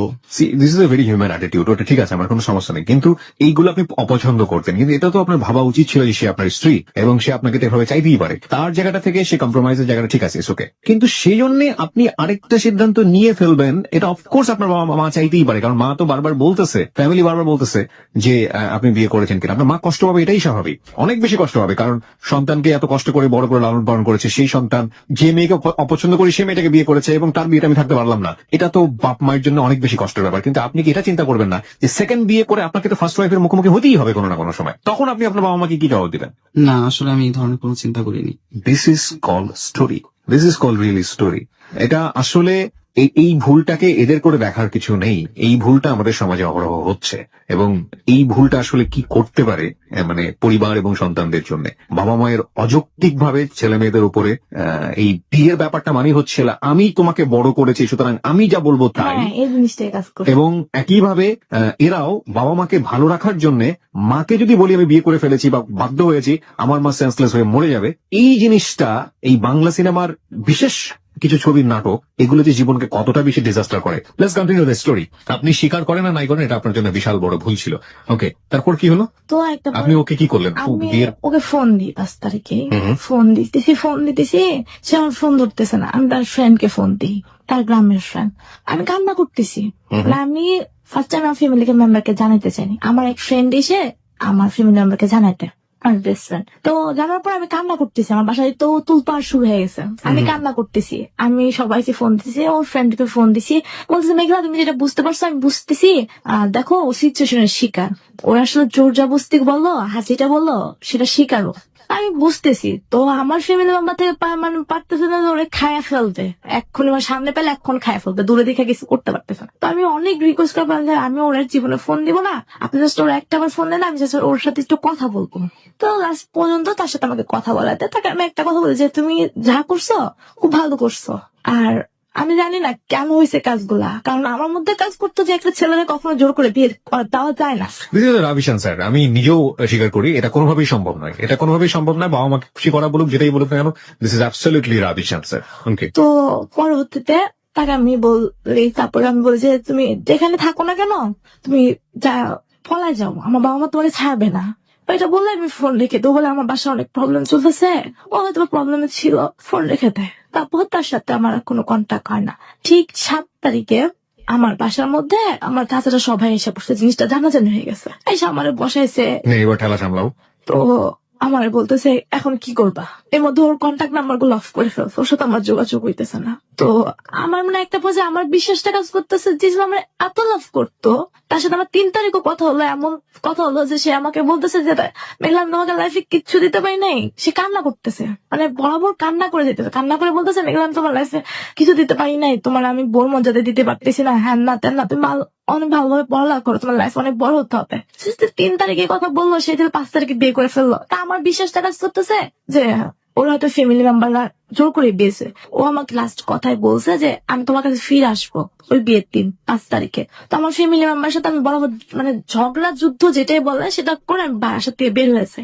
না আমার আম্মু বলে তুমি যদি এরকম করো বা তুমি এখনো ওর মানে সবাই আমাকে দোষারোপ করে, তুমি এখনো ওর সাপোর্ট কেন করো? তুমি বিয়ে করে ফেলছে, তুমি সাপোর্ট কেন করতেছো আমার সাথে, তার গল্প কেন করতেছো? তাই একটা পর্যায়ে আগারাগি করে আমি বাসা থেকে বের হয়ে যাই। বের আমার ফ্রেন্ডের বাসা থাকা শুরু করি। এদিকে আমি বাসায় মেম্বারদের কারোর সাথে যোগাযোগ করি না, ওর সাথেও যোগাযোগ করি না। তো ওর নাম্বার তো বন্ধই। তো ওর একটা ফ্রেন্ড, ওর সাথে আমার যোগাযোগ হয়। আমার বাসায় আমি নক করতেছি, আমার ফোন ধরতেছে না। আমার আম্মুকে ফোন দিতে আমার ফোন ধরতেছে না। মানে এক হিসাবে বলতে চাই যে আমি কি অপরাধ করে ফেলছি, আমি এখন নাস্তা হয়ে গেছি। তো আমি আমার ফ্রেন্ডের বাসায় থাকতেছি। ফ্রেন্ড খুব ভালো। 12 তারিখ মেবি 10 কি 11 তারিখে রুদ্র আমাকে ফোন দেয়। ফোন দেওয়ার কথা হয়, ফোন দেওয়ার পর আমি মানে আসমান থেকে পড়ি। সে আমাকে ফোন দিছে, প্রচুর কান্না করি। সে আমাকে মানে মানে আমার কাছে মাপটাপ যা যাওয়ার চায়, সে আমাকে এরা বলে যে আমার কাছে ফিরে আসবে সে। তাই মনে বলে না, আমার কাছে ফিরে আসো, তোমার কোনো দরকার নেই, তুমি যেরকম ছিল সেরকমই থাকো। স্টপ, আমি একটু রুদ্র আপনার কাছে যাই। আপনার সঙ্গে বিয়ে হওয়ার পরে আপনার সেকেন্ড ওয়াইফ, তার সঙ্গে আপনার বাসর ঘর হয়েছে? হ্যাঁ বাসর। ওকে, আপনি তার সঙ্গে স্বামী স্ত্রী সম্পর্কের মধ্যে গিয়েছেন? না, আমি বাসর ঘর হলে স্বামী স্ত্রী সম্পর্কের মধ্যে যাননি, আপনি একটু কি বলতে চাচ্ছেন? বাসর ঘর হলেই যে স্বামী স্ত্রীর সম্পর্ক হয় তা তো না। তাহলে তার কি সাথে- বলেছেন তাকে? তার সাথে কথা হয়েছে আমার রাতে, বিভিন্ন ব্যাপার শেয়ার করছি, আমার ফ্যামিলিগত ম্যাটার গুলো শেয়ার করছি, আমার লাইফেরও কিছুটা শেয়ার করছি। আমি মেয়েটাকে অনেকভাবে শেয়ার করতে চাইছি ওর ঘটনাগুলো। আমি বিয়ের আগে এঙ্গেজমেন্ট আমি তো খুব কম সময় পেয়েছি। এঙ্গেজমেন্ট হয়েছে যেদিন ফার্স্ট দেখতে গেছি, বিয়ে হয়েছে তারপরেই। আমি এঙ্গেজমেন্টের পরে বিভিন্ন ভাবে ওর ছোট ভাই, তারপর ওর বড় ভাই, এদের কাছে আমি মোটামুটি শেরওয়ানি টুকটাক পরে share আপনি করছি। মেয়েটার পাশে বসেছেন, মেয়েটা বউ সেজে আপনার পাশে বসেছে। এই যে অবস্থায় আপনারা থাকলেন, তখনও তো মেয়েটা জানেন আলটিমেটলি যে এই সিচুয়েশনটা কি, এবং আমি যত জানি আপনাদের স্টোরি, স্টিল মেয়েটা জানেন আপনাদের স্টোরি, রাইট? না জানি এখন না, জানে। না, বিয়ের 2-3 দিন পরে দুদিন পরে জানাজানি হয়ে গেছে। বিয়ে 2 দিনের পরেই জানে। 2 দিন পরে জানতে পারে। তো এই সময়ের মধ্যে আপনাদের মধ্যে কোনো স্বামী স্ত্রী সম্পর্ক হয়নি? না, এরপর হয়েছে। Okay fine. এত ভুল কিভাবে করে একটা ছেলে? আমার কথা হচ্ছে যে সে বাবা মায়ের পর্যন্ত, সে বাবা মাকে ম্যানেজ করার জন্য বিয়েটা করলেন, তারপরে শারীরিক সম্পর্কটা কিভাবে ভুল করে হয়? আপনি আমাকে অ্যান্সারটা দেন। আপনি তো ওকে লাভ করতেন না? না, আপনি লাভ করতেন না? করতেন তো, স্টিল করেন। ওর প্রতি শারীরিক সম্পর্কটা কেন হলো? ওখানে তো আপনার বাবা মা, আমাকে জাস্ট অ্যান্সারটা দেন প্লিজ। ভুল করছেন বা করছেন, যেটা হয়েছে সিচুয়েশনটাকে বলতে হবে আপনাকে। আপনি যদি তাকে ওটুকু সময়ের জন্য স্ত্রীকে লাভ করে থাকেন, সেকেন্ড ওয়াইফকে, ওটুকু সময়ের জন্য আপনি যদি মেঘলাকে ভুলে থাকতে পারেন, তাহলে this is the ultimate situation of your life. First 2 দিন যখন ওর সাথে আমি মেলামেশা করি না, তখনও আমাকে সে ধরনের কোনো কিছু ওখানেও আপনাকে কেউ একজনকে বাধ্য সন্দেহ করে না বা আমাকে সে ধরনের কোনো কিছু বলে না। যখন ওর সাথে হয় ঘটনাটা ঘটে, তখন এমন অবস্থা, এমন সিচুয়েশন, মেয়েটা আমার দৃষ্টিতে মেয়েটা কোনো খারাপ কোনো অন্যায় করেনি। তো অন্যায়টা করলে আমি করছি, আমি সেটা স্বীকার করি। সে তো আমার কাছে কোনো অন্যায় করেনি। যখন ওর সাথে কথা হয়, তখন মেয়েটা এমন সিচুয়েশন যে মেয়েটা মারাই যাবে। তখন ওকে আমার মানে আমাকে বাধ্য করতে হয় বোঝানোর জন্য যে না, আসলে ওটা আমার পাস্ট ছিল, তুমি আমার নিউ লাইফ। ফুলের স্টেজ গুলো দেখেন। মেয়েটাকে বোঝানোর জন্য মেয়েটার সঙ্গে একটা শারীরিক সম্পর্ক করে ফেললাম, এটা আরো একটা বড় ভুল। একটা হচ্ছে যে এখন কি তোরা দুজনে স্টেজে একসঙ্গে আছে, this is the right situation. মানে এতগুলো ভুল যে করে তাকে কোনোভাবে মাফ করা যায় না। যাই হোক, আমি স্পিচলেস হয়ে যাচ্ছি। একটা মানুষ কিভাবে এতগুলো, সব মানুষকে আপনি কম্প্রোমাইজ করতে গিয়ে নিজের জীবনটাকে কেন না মানে এইরকম কম্প্রোমাইজলেস করে ফেলছেন? বলুন, তারপর আপনার কি দাঁড়ালো? তো একটা পর্যায়ে ওর ওয়াইফের সাথে আমার কথা হয়, তো বললোই। তারপরের পাটে 15 তারিখে রাতে দুপুর পর্যন্ত ওর সাথে আমার কথা হইতেছে, মানে নর্মাল। আমি জাস্ট ওর রিকোয়েস্ট করছি, লাস্ট রিকোয়েস্টটা করছি, তোমার সাথে আমার কোনো, আমি তোমার কাছে কখনো স্ত্রী দাবি না দাঁড়াবো না, তুমি জাস্ট আমার সাথে কন্ট্যাক্টটা রাখো। আমি ওর জাস্ট এটা রিকোয়েস্ট করছি। এর মধ্যে আমার বাসায় কি হইতেছে না আমি জানতেছি না। আমি আমার ফ্রেন্ডের বাসায় থাকতেছি, তো সে আমাকে বলতেছে তোমার বিকাশ নাম্বার আমি টাকা পাঠাই দিই। হ্যাঁ, সেও মানে আপসেট নাকি আসলে আমি জানি না, হয়তো আপসেট। তো আমি 16 তারিখে সকালে ওর ফ্রেন্ড আমাকে ফোন দেয়, রুদ্র তো থানায়। তার ভাবছি কি আমাকে হয়তো বা কোন একটা আরেকটা চাল চলতেছে ওরা। আপনি কি থানায় তখন? কিভাবে আপনাকে থানায় নিয়ে যাওয়া হয়? আমি আসলে জানতাম না। আমি যখন সন্ধ্যাবেলা ওর সাথে কথা বলি লাস্ট, দেন আমি আমার বাসায় ছিলাম। আপনি যেভাবে ভাবতেছেন আমার ওয়াইফের সাথে ওই ধরনের সম্পর্ক, আসলে ওই ধরনের সম্পর্ক ছিল না। ওই দিনই হয়তো বা আমাদের মধ্যে একটা ইয়া ছিল, বাট তারপরে আমি আমার বাসায় চলে আসি। মানে আমি পারতেছি না ওইখানে থাকতে, পারতেছি না এখানে থাকতে, আমার সিচুয়েশনটা এরকম। তো যখন আমি আমার বাসায় থাকি তখন ওর সাথে আমার রেগুলার মোটামুটি কথা হয়। যেদিন লাস্ট কথা হয় সেদিন রাতের বেলা আমি যখন আমার ঘরে থাকি, হঠাৎ করে পুলিশ আসে। পুলিশ এসে আমাকে ওয়ারেন্ট দেখায়, আমার নাম লেখা। আপনাকে ওয়ারেন্টে কি বলা হয়? আপনাকে যখন অ্যারেস্ট করে তখন কি বলা হয়? যৌতুক মামলার বলতেছে আমাকে আসামি। যৌতুক মামলার আসামি বলে আপনাকে? হ্যাঁ, এবং বলে যে আপনার নামে মামলা ছিল, আপনার ওয়ারেন্ট বেরিয়েছে। তা আমি বলি যে যৌতুক মামলাটা কে করেছে? আপনি করেছেন, মানে আপনার নাম দিয়ে করা হয়েছে। বাট আপনি জানলেন, আপনি তখনও জানেন না যে ওকে অ্যারেস্ট করা না, হয়েছে। মামলাটা কে করেছে? মামলাটা করেছে আমার আব্বু আম্মু। মামলাটা করেছে আপনার আব্বু আম্মু এবং আপনাকে না জানিয়ে করেছে। তখন আপনি আপনার ফ্রেন্ডের বাসাতে ছিলেন। হ্যাঁ, আমি আমার ফ্রেন্ডের বাসায়। আপনি এসে জানতে পারলেন যে ওকে অ্যারেস্ট করা হয়েছে? না, এসে না, আমি আমার ফ্রেন্ডের বাসায়। ওই অবস্থায় জানতে পারলেন? ওর ফ্রেন্ড, রুদ্র ফ্রেন্ডই আমাকে ফোন দেয়, বলছে রুদ্র থানায়। ওকে, তারপর আপনি কি করলেন? পরে যখন বুঝলাম যে জিনিসটা হয়তো বা সত্য, আমি বাসায় চলে আসি। বাসায় আসার পরে পরবর্তীতে আম্মুকে জিজ্ঞেস করলাম, হ্যাঁ মামলা হয়ে গেছে। কিভাবে মামলা করলো? আমাকে ছাড়া। আমার ধারণা আমি আমার ফ্রেন্ডের বাসায় চলে গেছি এই কারণে যে আমাকে ছাড়া মামলা হবে না। পরবর্তীতে আমি বলবে আমাকে ছাড়া মামলা কিভাবে করলাম, কাজকে টাকা থাকলে সব হয়। তা আমি তো বরাবর কান্না করতেছি, কেন মামলা দিলা? ও যা অপরাধ করছে, আমি কান্না করতেছি, আমি মামলা ছুটাই ফেলবো। আমি রাগারাগি করছি, ঘরের জিনিসপত্র ভেঙে ফেলছে, আমি মামলা ছুটাই ফেলবো। তোর মামলা ছুটার সুযোগ দিলে না, তুই মামলা ছুটাবি। আমাকে মানে বরাবর ঘরের মধ্যে বন্দি করে রাখা। Stupid thing. আপনারা এত স্টুপিড কেন হন? এই যে প্যারেন্ট যারা আছেন, অভিভাবক যারা আছেন, ওর বাবা আমাকে বলছি না, যারা এরকম ভুল করেন তাদেরকে একটু মানে সম্মানের সাথেই বলতে চাই, মানে এত স্টুপিডিটি কি নিজেদের বাচ্চাদেরকে নিয়ে না করলেই কি নয়? বিয়েটা কি এতটাই হেলা ফেলা জিনিস যে একটা কিছু দেখলাম রাতের বেলা সঙ্গে সঙ্গে বিয়ে দিয়ে দিব? আর মামলাটাও কি এত বড় একটা জিনিস যে এরকম কিছু করেছে ফেস টু ফেস মিট না করে, প্যারেন্টসরা মিট না করে মামলা দিয়ে দিব? ইভেন ওর বাবা মাকেও যদি বলি, ছেলে কি চাচ্ছে সেটাকে প্রাধান্য দিয়ে মানে জোর করে আরেকজনের সাথে বিয়ে দিলে সংসার সুখী হয়ে যাবে। নিজের সন্তান বড় করেছি বলে যাচ্ছে তাই করবো তাদেরকে নিয়ে। বলুন। তো পরবর্তীতে আমাকে এক পর্যায়ে মানে এখান থেকে আমি কারোর সাথে কন্ট্যাক্ট করতে পারতেছি না। ওদের ফ্যামিলি মেম্বার আমার ফোন নিয়ে নিতেছে।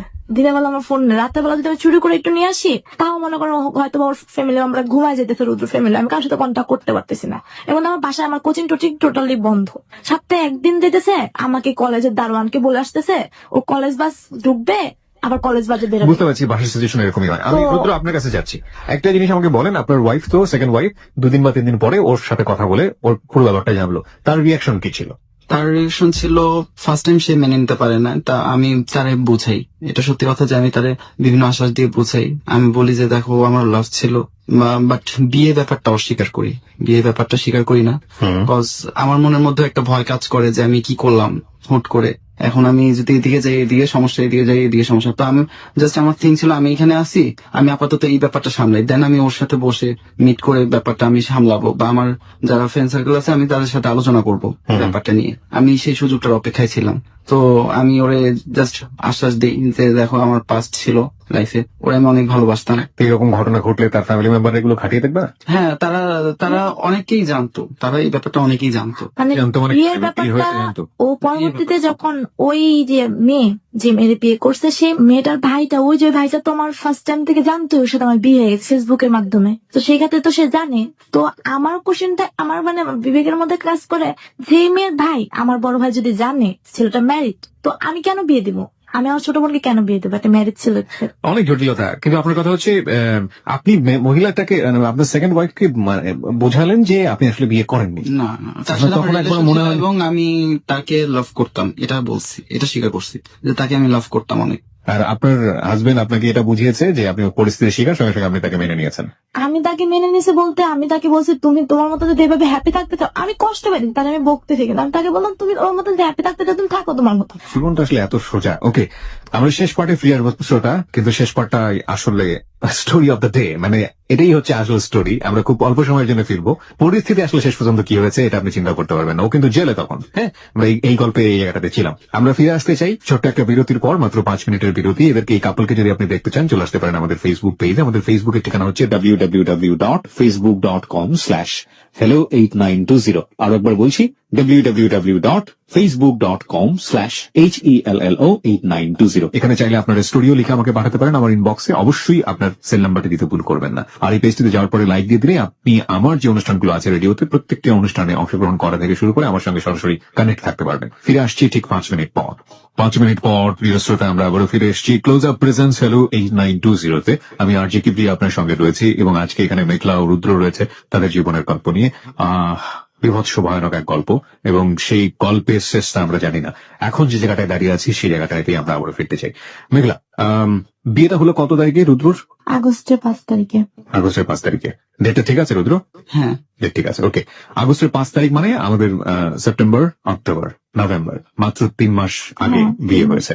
এই 3 মাসের পরিস্থিতিটা কি? ও তো এখন জেল থেকে ছাড়া পেয়েছে আমরা সেই জন্য স্টুডিওতে। ও জেল খাটা ও জেলে ছিল 1 মাস 3 দিন। এর মধ্যে আমি অনেকবার ট্রাই করছি ওকে জামিন করায় ফেলবো। নিজে থেকে ট্রাই করেছে? আমি নিজে থেকে ট্রাই করে বাসা থেকে পলায় চলে যাবো, আচ্ছা, পলায় চলে ওরা জামিন করে দিব না। আমার খুব কষ্ট হতো জিনিসগুলো, যে ওর জিনিসগুলো আমি সব জানতাম। ও মানে কিছু কিছু জিনিস আসলে ও সহ্য করতে। নাও টেল মি, আপনার মা যখন আপনি জেলে গেলেন উনি তো আপনাকে চেয়েছিল অনেক বেশি সুখী করতে, নিজেরা সুখী করতে, ওনার অবস্থা কি?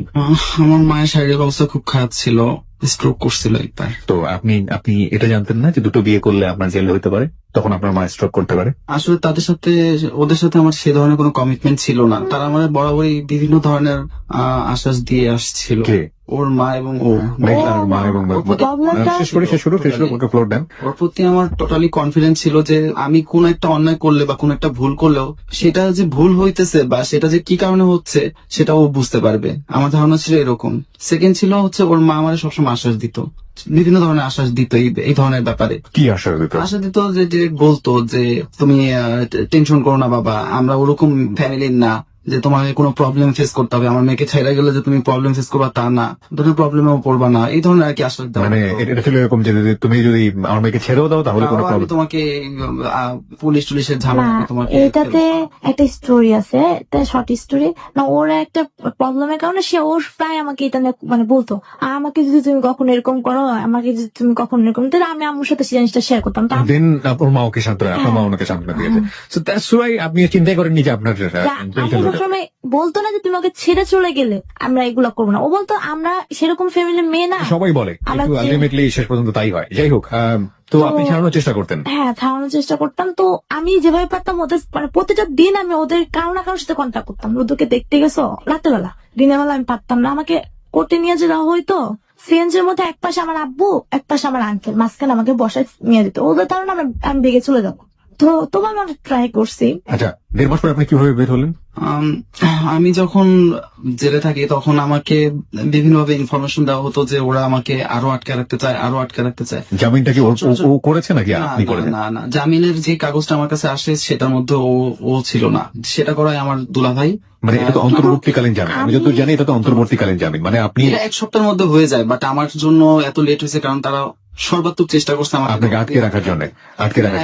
আচ্ছা, আপনি এই যে আপনাকে যখন জেলে দেওয়া হলো, আপনার সেকেন্ড ওয়াইফ তখন কি করেছে? সবাই তো ওকে দোষারোপ করছে। দোষারোপ না, আপনার সঙ্গে দেখা করেছে জেলে গিয়ে? আমি মানা করে দিই। আপনি মানা করে দিয়েছেন। তারপরে ওই পরিবার থেকে আপনার মার সঙ্গে কি ব্যবহার করা হয়েছে? সেকেন্ড ওয়াইফের পরিবার থেকে? না, কোনো খারাপ হেল্প করে না, তারা বরং হেল্প করছে। দেন আমি বলতে দিতে এই কারণে যে আমার কাছে ক্লিয়ার হবো, তো জেলে ছিল। তো ওর ফ্যামিলি মেম্বার সবার সাথে আমি কন্ট্যাক্ট করতেছি, মানে কম বেশি ওর মানে ফ্যামিলির মধ্যে কাজিন, ছোট ভাই রেহান, ওদের সাথে সবার সাথে কন্ট্যাক্ট হইতেছে।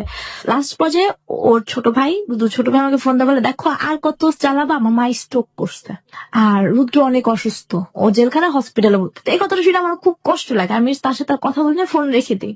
পরের দিন ওর মানে লাস্ট যেদিন যাবে তার আগের দিন, তো আমি আমার মতো একটা জিনিস কাজ করে যে সবারই তো মা আছে। এখন আমার মধ্যে কাজ করে যে ওর মা যদি আল্লাহ না করুক যদি স্ট্রোক করে মারা যায়, তখন তো একটা আশ্বাস থাকে কার ভুলের জন্য মারা যাবে, ভুলের জন্য ওর অবশ্যই রুদ্র ভুলের জন্য মারা যাবে। কিন্তু আমার ভিতরে কাজ করতেছে যদি মারা যায় তাহলে তো একটা থাকবে যে তার ছেলেকে সে দেখে না দেখে মারা গেল, আমাকে সারা আমাকে সারা জীবন হয়তো বা একটা কি সেন্টিমেন্ট, চারপাশে শুধু সেন্টিমেন্ট আর ইমোশন, বাট লজিকের ধারে পাশে কেউ নেই। আপনি কিছু বলতে চাচ্ছিলেন রুদ্র, বলেন। মানে জামিনের ব্যাপারে যে কথাগুলো বলতেছে আমি আসলে সেভাবে শুনি নেই।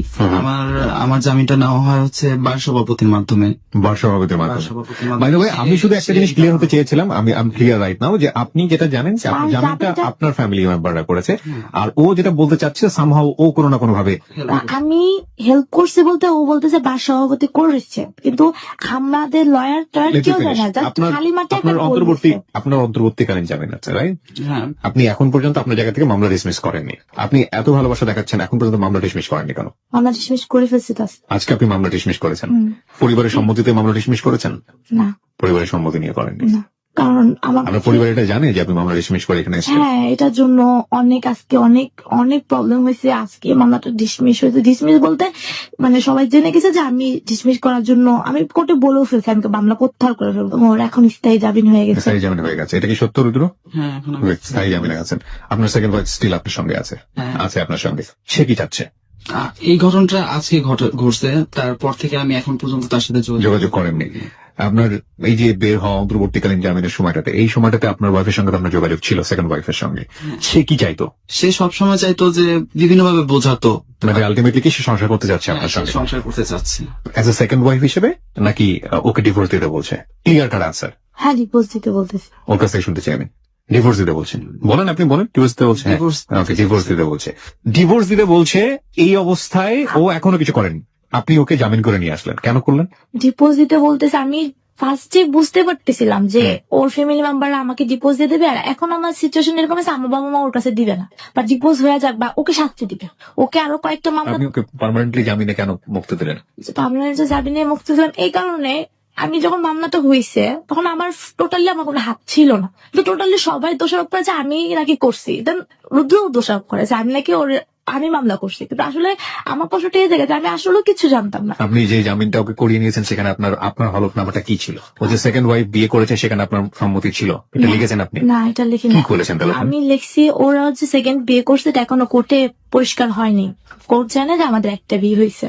আচ্ছা, দেন মানে সত্যতা বলতে কি আমি চাই ও মানে এই মামলা টামলা করে কোনো মানে পজিটিভ দিকে দেখতেছে না। দেন আমার লাইফ আর মানে আমার এক্সাম চলে গেছে, আমাকে এক্সাম দিতে দেওয়া হয় না এই মামলার কারণে। আমার পড়ালেখা হচ্ছে, আমার কষ্টও পাইতেছে, আমার লাইফটাও নষ্ট হয়ে যেতেছে। তো সব মিলে আমি সবচেয়ে বড় জিনিসটা আমি চাইতেছিলাম না যে আমাদের ডিপোজটা হোক। সে তার মতন হ্যাপি থাকতে চায়, থাকুক। তো আমি সেই ডিসিশনটা নিয়ে আমি এই মামলাটা উঠাইতে চাইছি। ওর সম্মতি নিয়ে দুজন মিলে যে লয়ার ধরে আমাদের কমিটমেন্ট ছিল যেরকম যে আমরা সংসার করব, আমাদের হাজবেন্ড ওয়াইফের মধ্যে ভুল বুঝাবুঝি হয়েছে, আমরা এখন আমাদের সমাধান হয়ে গেছে, দেন আমরা সংসার করব। কিভাবে সংসার করবেন আপনি? ও কি বলেছে আপনাকে? সেকেন্ড ওয়াইফ নিয়ে আপনাকে দিবে? না, তাহলে আমি তো সংসার করব কিভাবে?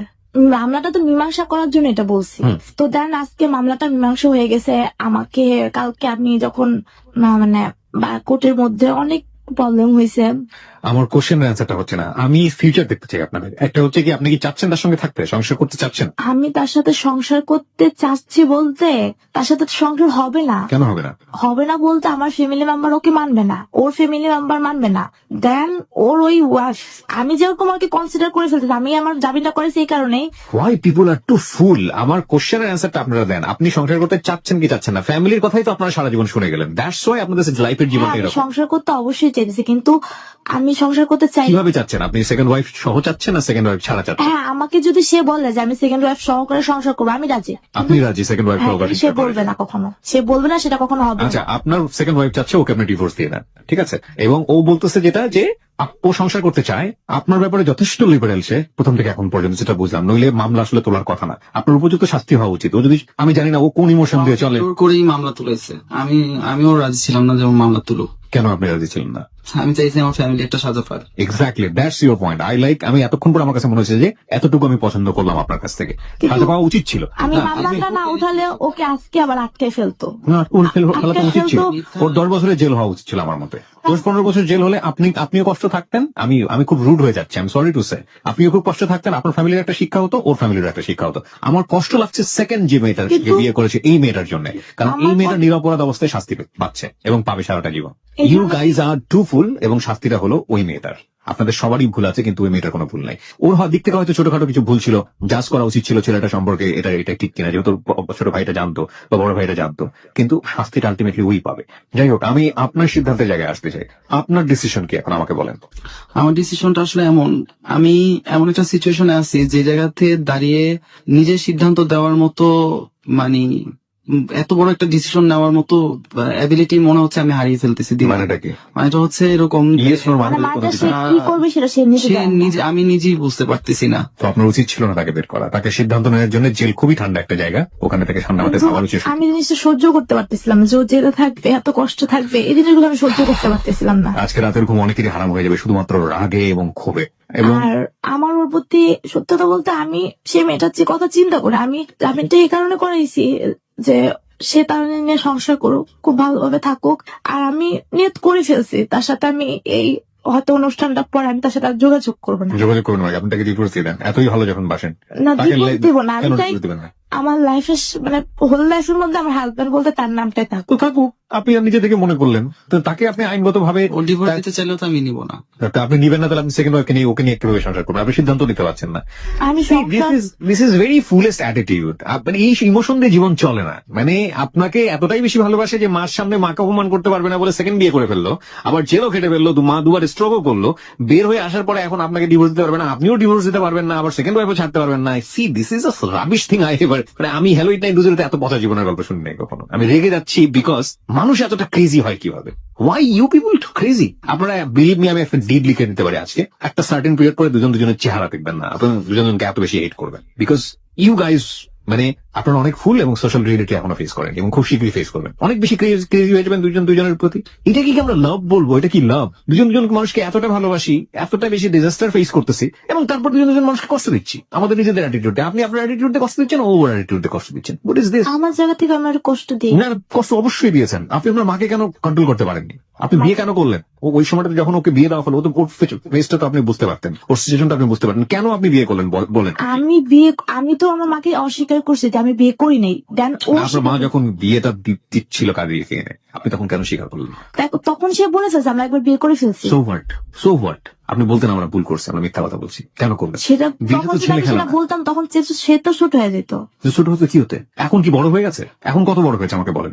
জেল খাটার পরে আপনার হাজবেন্ড ওইটাই তো সবচেয়ে বড় ভুল। ওইটাই বড়, এখনো করছেন এই ভুলটা, এখনো করছেন, আপনিও করছেন, আপনিও করছেন, দুজনেই করছেন, দুজনেই ভুল করছেন। সো আপনারা জানেন আসলে সিদ্ধান্ত কি হওয়া উচিত। আর কারো কিছু বলার আছে? আপনার আছে? হুম। কি বলার আছে? আমার সিদ্ধান্ত হলো সে এখন তার সেকেন্ড ওয়াইফ নিয়ে খুব ভালোভাবে সংসার করুক, আর আমি আমার মতনই থাকবো। হয়তো বা আমার একটা সিচুয়েশন এসে গেছে যে আমার ফ্যামিলি মেম্বার আমাকে অ্যাকসেপ্ট করবে না। আমার মানে আজকে আমার কোর্টে যে বিয়ে বা যে এত করতে হয়েছে, যে কষ্ট করতে হয়েছে ওকে জামিন করার জন্য, তারপর থেকে হয়তো আমাকে হয়তো তেজ করানো যেটা বলে সেটাই করবে। তো আমি হয়তো কোথাও ধরে চলে যে একা একা সংসার করবো, একা একা থাকবো, একা একা পড়ালেখা করবো, সবকিছু একা একা করবো। সে তার সেকেন্ড ওয়াইফ নিয়ে সুখে থাকুক। হুমায়ুন আহমেদের একটা গল্পর কথা মনে পড়ে গেল। আমাদের প্রবাদ প্রতিম লেখক, যাকে আমরা এত বেশি শ্রদ্ধা করি, কোন একটা নাটকে দেখেছিলাম যে এরকম শাস্তি আসলে পাওয়া উচিত। মানে হাজব্যান্ডের ফার্স্ট ওয়াইফ থাকা অবস্থায় সে দ্বিতীয় বিয়ে করে শহরে এসে, এবং বিয়ে করার পেছনে কারণ ছিল যে তার ফার্স্ট ওয়াইফের কোনো বেবি হয় না। দ্বিতীয় ওয়াইফকে সে বাড়িতে আসে তারপরে, এবং আসার পরে তার প্ল্যান থাকে যে সে ফার্স্ট ওয়াইফকে সে বিষ খাইয়ে মেরে ফেলবে, এবং সে খুব আদর করে তাকে বিষ খাওয়ায়। বিষ খাওয়ানোর পরে নাটকে জাহিদ হাসান এবং শাওন অভিনয় করেছিলেন, অনেকে হয়তো স্টোরিটা শুনে মনে পড়বে আপনাদের। বিষ খাওয়ায়, এবং বিষ খাওয়ানোর পরে যেটা হয়, স্ত্রী মারা যায়। তো ফার্স্ট ওয়াইফ যখন মারা যায়, সে খুশিতে বাকবাকুম করতে করতে সে শহরের পথে রওনা হয়, এবং রওনা হওয়ার এক পর্যায়ে সে ফোনে জানতে পারে যে তার প্রথম স্ত্রী আসলে মারা যায়নি, তার প্রথম স্ত্রী একটা লম্বা সময়ের জন্য সেন্সলেস ছিল। অর্থাৎ সে অনেক বেশি শক পায় এবং ফিরে আসে। ফিরে আসার পরে তার সবচেয়ে ভয়ের জায়গাটা যেটা ছিল, সেটা হচ্ছে তার স্ত্রী তো বুঝে গেল, প্রথম স্ত্রী, যে যাকে এত লাভ করে বিষ খাইয়ে দিল সে যখন আবার সেন্সে ফিরে আসলো, তখন প্রথম স্ত্রী কি করতে পারে? প্রথম স্ত্রী সেন্সে ফেরার পরে তাকে কিছুই বলেনি, এবং তখন মানে যে হাজবেন্ড ছিল, সে বারবার বলছিল যে আমার শাস্তি দাও, আমাকে জেলে নিয়ে পড়ো, আমাকে মানে যেভাবেই পারো আমাকে শাস্তি দাও। কিন্তু প্রথম স্ত্রী তাকে একটা বারের জন্য চোখ তুলে তাকায়নি এবং কোনো শাস্তি দেয়নি। এটাই হচ্ছে জীবনের সবচেয়ে বড় শাস্তি। শাস্তি দিলে আসলে নিজে থেকে বোঝানো যেত যে আসলে আমি তো শাস্তি পেয়েছি আমার অপরাধের জন্য। কোনো